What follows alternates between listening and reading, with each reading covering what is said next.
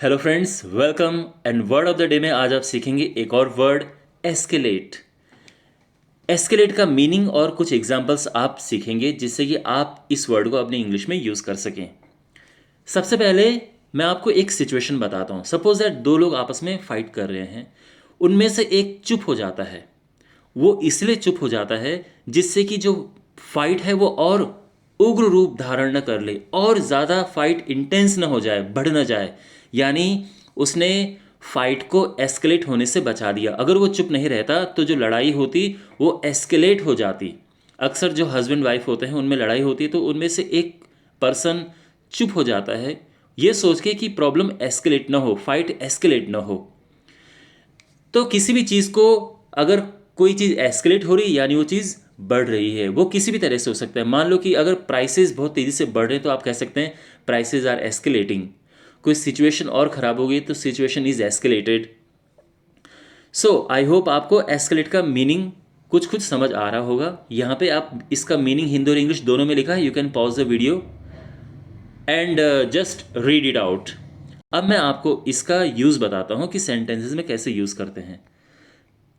His financial problems escalated after he became unemployed. उसकी जो financial problems थी वो बढ़ गई अनएम्प्लॉयड होने के बाद। I stayed quiet as I didn't want to escalate the situation. मैं चुप हो गया। वो दो लोग आपस में फाइट कर रहे थे।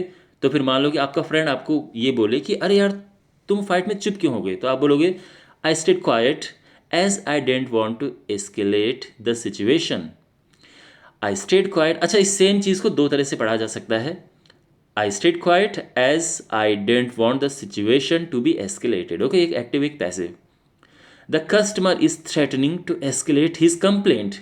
तो कस्टमर जो है अपनी कंप्लेंट को एस्केलेट करने की थ्रेटन कर रहा है, धमकी दे रहा है कि मैं इस जो ये तुम्हारी मिस्टेक है इसको मैं मैनेजर तक लेके जाऊंगा और कंपनी के बड़े लोगों तक लेके जाऊंगा, इस तरह से। तो यानी वो कंप्लेंट को एस्केलेट करने की धमकी दे रहा है।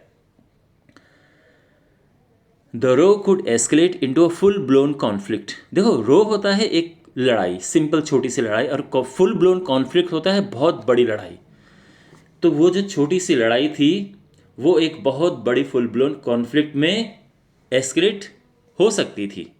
Okay, the escalating prices of petroleum will bring escalating rate of inflation. यानी जो पेट्रोलियम के प्राइस बढ़ रहे हैं वो जो महंगाई की दर है उसको भी बढ़ाएगा। ओके, तो यहाँ पे इसका मीनिंग है। तो आई होप आपको एस्केलेट का मीनिंग समझ आ गया होगा।